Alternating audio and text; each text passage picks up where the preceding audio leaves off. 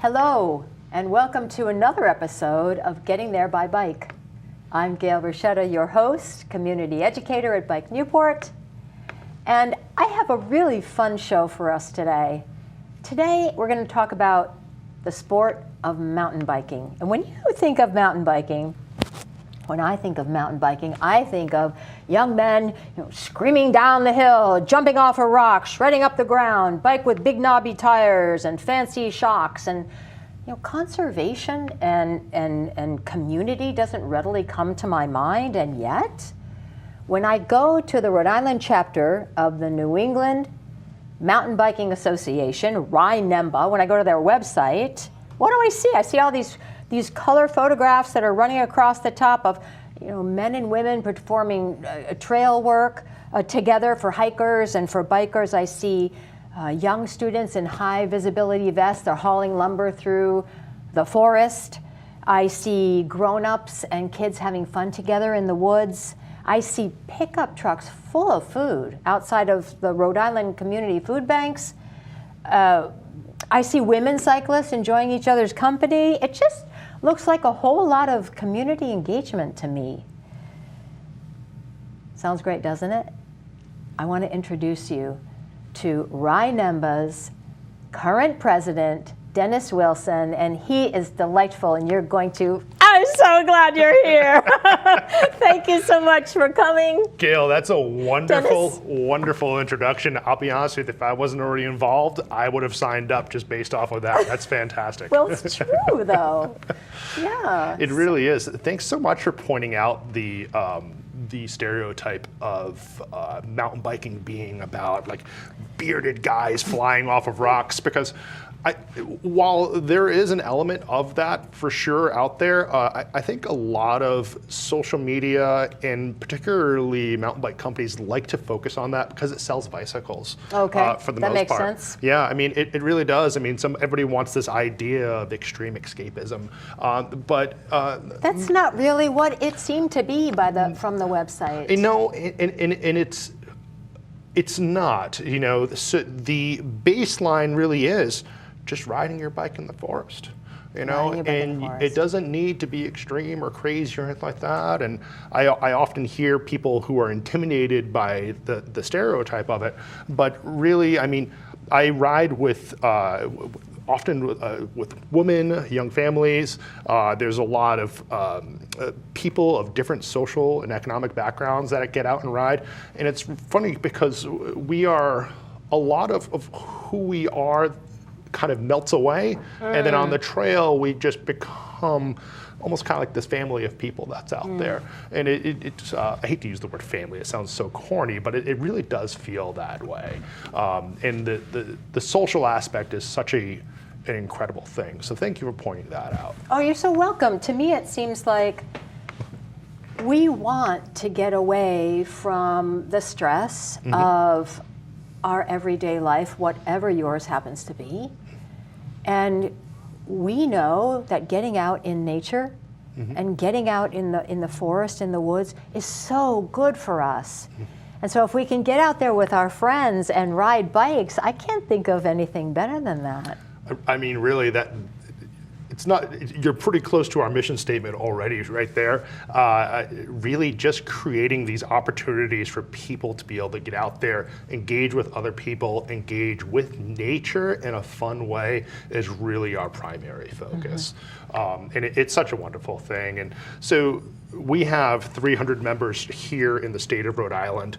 There's probably closer to maybe 2,000 active mountain bikers in the state of Rhode Island by my best guess.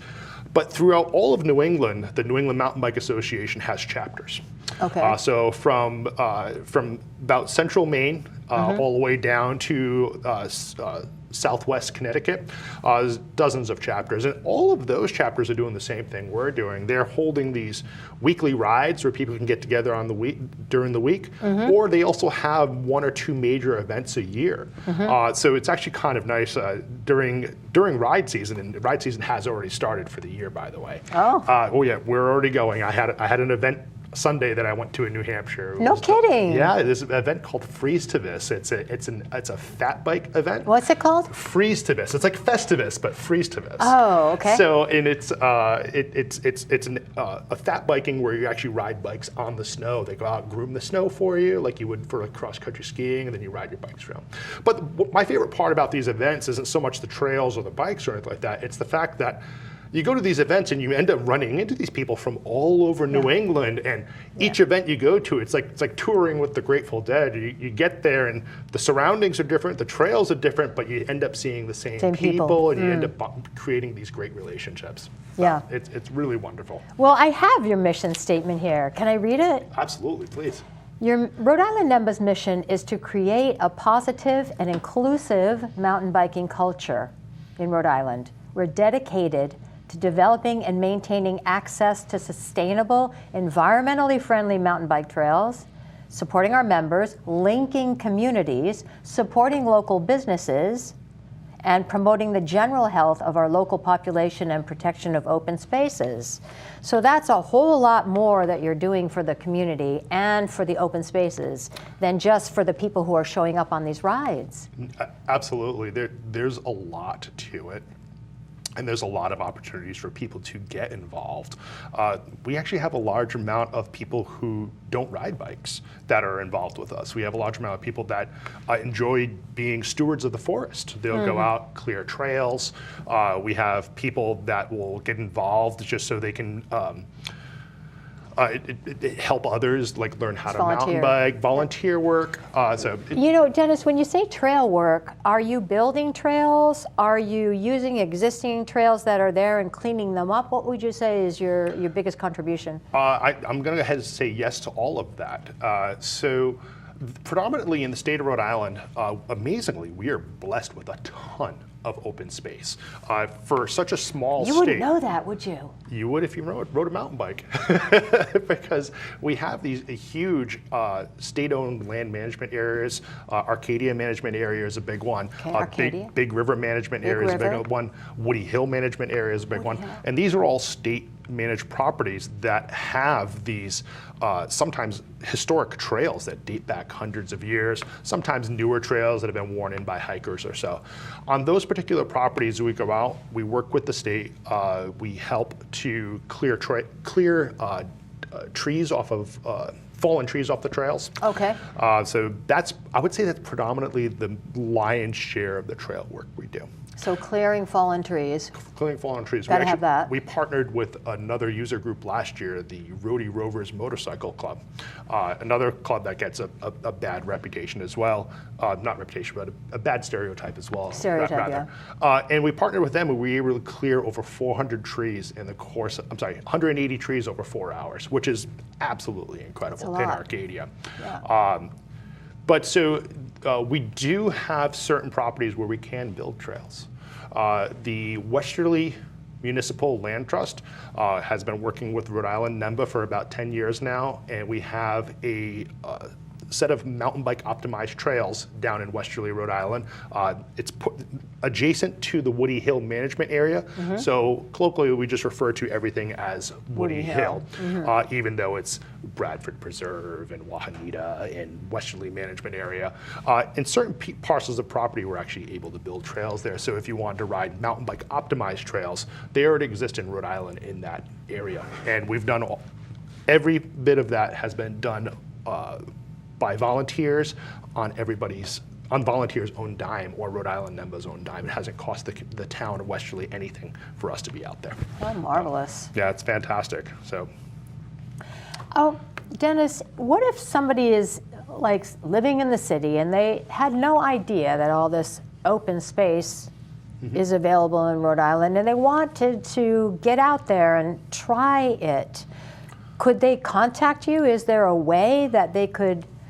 I would say definitely the best way is to contact me because everybody's situation is different. Right. Some people might not have bicycles, and I would advise against possibly riding like a road bike in the forest. Those bikes could get pretty overwhelmed fairly quickly.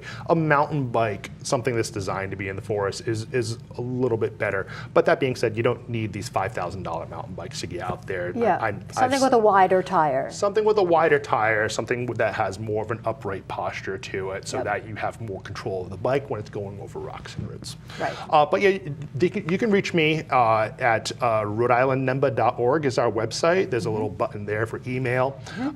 Also could be reached either on Rhode Island RI NEMBA Facebook page or our Instagram page, and we've got a great communications director, Liz Roy, who is actually managing all the communications for us right now. And then anything that's like a tough situation to answer a question, he bubbles it up to me. And we often have the question, how do I get involved in mountain biking? Yeah, how do I get involved? That's what people want to know, I think. You really need two things. You need a bicycle and you need a place. So the bicycles, if you don't happen to have a bicycle already, reach out to us. We'll see if we can try to get to loan you one, or maybe we might have an event coming up where we have some bicycles available. But also Stedman's Bike Shop down in Wakefield, Rhode Island, they rent bicycles from beginner all the way up to expert bicycles as well. Definitely give Jim at Stedman's a call, and he'll be able to either get you on a bike or point you in the right direction. So the Stedman's in Narragansett, and also Bike Newport sells bikes that people donate, and then the mechanics there will replace all the consumables, fix it up, make it safe, make it road or mountain bike ready, and then sell it for a very, very low price. Honestly, it's a great place to get a bicycle, or Recycle a Bike in Providence is doing the same thing. Absolutely. One of our members, Chris DeVideo, is actually one of the directors for Recycle a Bike as well, and Recycle a Bike is at many of our events. We got to get Bike Newport at some of our events. Yeah, so. Well, I'm there. I'm always the more the merrier. The more people we get involved. You're going to take me out. But as you mentioned, so the second part. You need a bike, you need a place to go. And so for beginner riders, really the two places that come to mind immediately, if you're in central or southern Rhode Island, Ryan Park in North Kingstown is fantastic for beginner riders. The terrain is very mellow. It's a small park that is bordered by roads or highways on every side, so you're not really going to get that lost. You always pretty much have sight of the lake in the center, so you can kind of go around the lake and you'll be fine. And then the terrain, like I said, it's more forgiving to a newer rider, because even though we might be strong on a bike path, the bike handling skills that necessary for mountain biking can be surprising for a newer rider. Yeah, a little bit different. Still exciting and fun. And plus Ryan Park's absolutely gorgeous. It's exciting. We're gonna especially if you're going like going over a log or whatever. We're going to take you out. You're going to take me out. The second place I could really recommend that's fantastic is Sprague Farm, which is actually in Gloucester, Rhode Island, and that's managed by Gloucester Land Trust. And Gloucester Land Trust has recently become more of a partner with us. They are always asking us to do a beginner clinic there. They're very interested in getting more bicycles out into Gloucester Land Trust properties.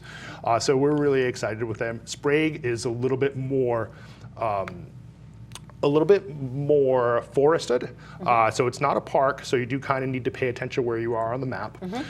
But it's really great. There's actually some old farmhouse ruins right on the property, so you can ride your bike right up to them. And again, the terrain is not super difficult, so it's really approachable. So I'm glad to hear you have beginner clinics. I also noticed that you have women's groups as well. Absolutely, absolutely. So we have a weekly women's ride that's usually on Monday, women's and gender inclusive ride. That's on Monday at Woody Hill.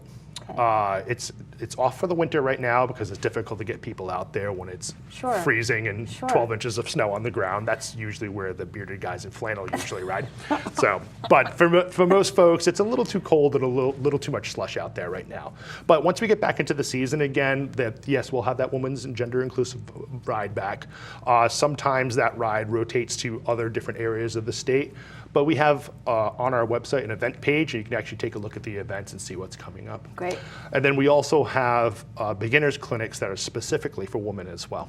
Oh. Because, so it's come to our attention, well, quite some time ago, so we've been doing them for a while, is that women tend to want to learn something new in a place where they feel safe, and they often feel safe with other women. Yeah. So it works out great. But we also do, if the gentlemen want to get out there and ride too, we also do beginner clinics as well. And then all of our rides are welcoming towards women and males, but we do have the women's ride on Monday nights as well. I am going to tell you that we also, one thing that we're doing, you know, the whole bicycling world has typically been male dominated. And, you know, sometimes when I'm in a bike shop, I almost feel like, you know, when you go to the auto mechanic, okay, and they look at you like, here she comes. Well, sometimes I think women feel when they go into the bike shop or they go into the bike garage and they see all those tools, they feel a little bit like stepping back, right? So one thing that I developed, I'm just going to show you here, is something that I call Gem Night, Gender Equity Mechanics. And so this is the third Friday of every month. Just pulled that out of the air. Third Friday night of every month, 5 to 7. Any woman or anyone who identifies as female can come and learn, bring their bike or not, use one of ours, and learn bike mechanics in a space that's safe and nobody's going to, you're not going to feel silly if you say, well, I don't really know what that tool is or what that tool does. So there's a brilliant idea, and I think that's fantastic. Come. I love the name, and I think we should collaborate. I think we should do a RI NEMBA Gem Night or a Gem Rhode Island NEMBA Night, and we'll see if we can get some of the ladies to come on out. And I think my wife's a rider. Actually, my wife is not only a rider, but she's also very involved with the organization. She's a current secretary and soon to be vice president of Rhode Island NEMBA. Once we have our elections towards the end of the month. Yeah, so it's going to be president, vice president. So it's very much kind of become a bit of a family business. Yeah. But no, that'd be great. She has a whole crew, and I know a lot of them are always kind of questioning how do I do this, how do I do that. Right. So I think it'd be really helpful. And there's nothing more empowering than being out and, let's just say, getting a flat tire or dropping a chain or whatever, and being able to just, you've got those tools and you can fix it on the spot. You don't need anybody else that's helping you know how. That's what you want. Fantastic. And I will say there are plenty of ladies out there that also can show up me on mechanics as well. So I've met quite a few. So. I have too. One thing I wanted to talk about is this project that you taught me about, the Echo Lake Area Project. I think our viewers would love to know about this. Absolutely. So in the tiny town of Burrillville, Rhode Island, tucked away in the northwestern part of the state. Tucked away in the northwest, right next to Gloucester. There was a campground there, Echo Lake Campground. For whatever reason, the campground closed and sold, and it was a family campground. I believe the family wanted to get out of the business. So the state of Rhode Island purchased this campground. The state was looking at different ideas of what they could do with it, and the idea of they were going to do a camping resort and then a glamping resort, and I don't know much about that. So about 2.5 years ago, the state reached out to us. They said, hey, what if we built some mountain bike optimized trails here? Which was phenomenal, because it's the first time that I'm aware of that a southern New England state has reached out to a mountain bike organization to create mountain bike optimized trails. This is something that's very common in Vermont. It's incredibly common in the southeast of the United States, where municipalities and state agencies build these mountain bike I don't want to use the term mountain bike park because that means something else, but essentially riding areas that are optimized for mountain biking. Yes. So we're incredibly excited about it. The state has already kicked in $150,000 seed funding on this already.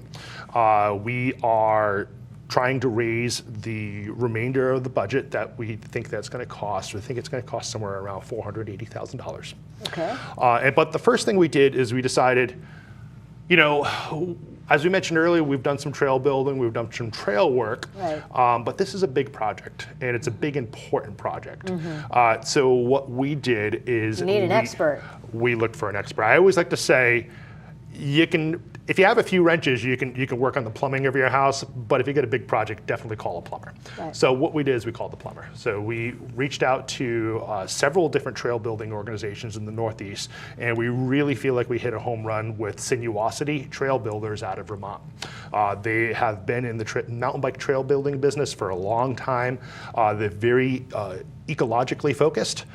They have the expertise and knowledge that we might not have and to really create an area that is both incredibly fun to ride, meets the ecological demands yes. of the state, right. and is also fun for non-mountain bikers as well. So it's important to remember that these are still multi-use trails. So this is going to be a place that hikers can go to. Now, how big of an area are we talking? There's about 250 acres. And this is huge, Dennis. It's right on the waterfront. Brian, I've got some photos of the waterfront as well. So it's a really incredible opportunity. There's already a beautiful pavilion there. I know the state is going to be putting in a fishing dock there as well. And did I also read that they're going to be building some adaptive biking trails? Absolutely. So a percentage of the trails there need to be adaptive. And now when we say adaptive, it's important to delineate the difference between adaptive and accessible. When we say adaptive cycling, we're not talking about being able to wheel a wheelchair down. Right. There's these bicycles known as adaptive bikes. Yes. Maybe they have 3 wheels, maybe they have 4 wheels, maybe they're pedaled by hand. But what they do is the bicycles are adaptive to what anybody's limitations might be. So they allow someone who's physically challenged in some way to get out there and still bike. Absolutely. On a specially designed bicycle. And these bicycles, what they can do is incredible. Yeah. It really is. And so they're still going over the rocky terrain, the logs. They're able to really... Adaptive cycles are able to do some of those stereotypical things that we were talking about earlier, which is kind of, I mean, they don't need to, amazing, but they can, and it's really amazing how far the technology has come. It's incredible. This is so exciting, this project. When do you think it's going to be ready for people to get out there? So we're really hoping to break dirt on the first few trails this spring. Really have our fingers crossed. We're coming up on 2 years into the project now, really hoping to be able to have people on some of the trails for phase 1 by this summer.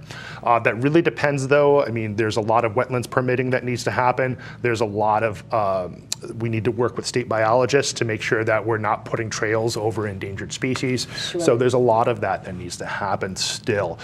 But we do have a proposed trail map in place. We've got an idea of how many miles we're going to have out there.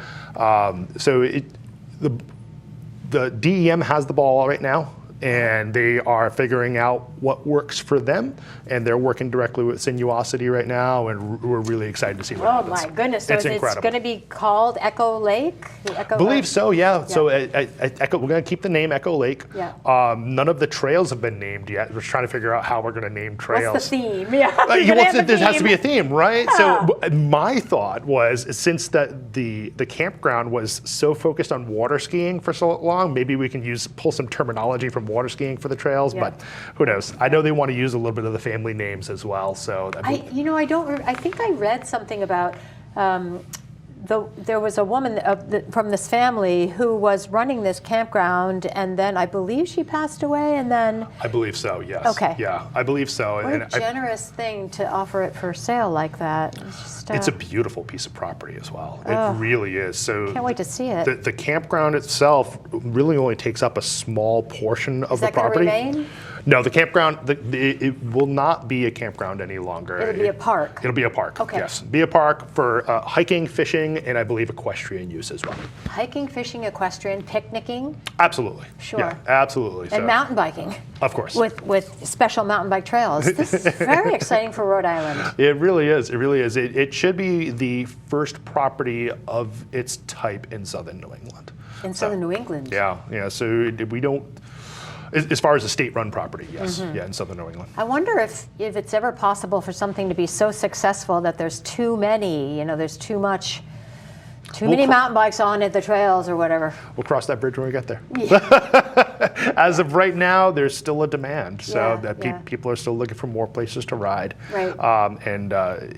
Even we had a big spike in ridership during the COVID pandemic. Okay. And we really expected a lot of that to fall off, but we haven't seen that. So we've seen some people kind of get out of it and kind of fade back in, but during COVID, we had something like, I don't know, maybe 280 members. We have 350 members now.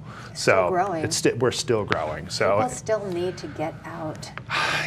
That's what it is. Get out in nature with like-minded people, and it's I would have to argue that, I'm a cycling instructor, but I would have to say that it's probably a little safer than being on the roads. That's how I got into mountain biking. I grew up in an inner city, and actually just down the street from here on Fall River. And I grew up in the center of town in an area known as the Flint. We had a maybe 1 acre patch of forest that was 18 blocks away, and we called it the woods. And we would go all bring our bikes there and ride our bikes around in the woods. So that's where it started. Oh, Dennis, that's so wonderful. Is there anything else you want our viewers to know? Well, so we can definitely use some help with Echo Lake. So our hurdle now is trying to find the remainder amount of funding. Sure. Definitely looking for more corporate sponsors, but then if this is something that you're interested in as well, you can definitely go to rhodeislandnemba.org. We have an Echo Lake page there, and then if somebody was interested in being generous and donating, we have a donation link there as well. So it's a great project. We'll put it up on the screen, and Dennis, I just can't thank you enough for coming. It was so fun, and I can't wait to get out in the woods. We're going to have to go for a ride and then come back and do this again. Yeah, we'll come back and do this again. And there's one more thing I just wanted everyone to know is that our bike camp is now open for registration for 2026 Summer Bike Camp. It's a blast. It's a week-long camp for kids, 8 to 13, for our local kids. And we teach bike safety, of course. These kids really know how to ride safely in traffic when we're done with them. And we also bike them all over Newport. We take them surfing. We take them on the boat to Rhode Island. You should come. You should come. I am jealous. I wish I had this when I was a kid. Yeah, so. It's a fun camp. So all you have to do is go to the bikenewportri.org to register your child for summer bike camp. That sounds wonderful. And that's something that I get to do that I love. Isn't it amazing being able to spend so much of our time around bicycles and community? It's really wonderful. Yeah, it really is. So. Thank you so much for joining us for this episode of Getting There by Bike. And I am Gail Rachetta, community educator at Bike Newport, and we will see you next month. Thanks for watching.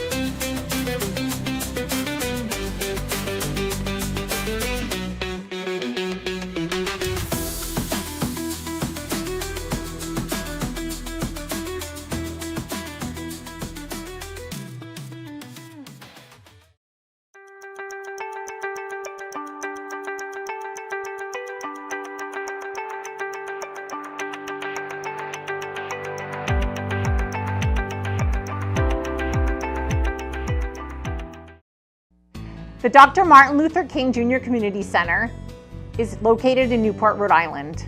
Our mission is to nourish, educate, and support Newport County residents to improve their social, economic, and physical well-being. For more information, please visit our website at mlkccenter.org. We'd love you to come volunteer, or if you need help, please turn to us and we'll be there to support you.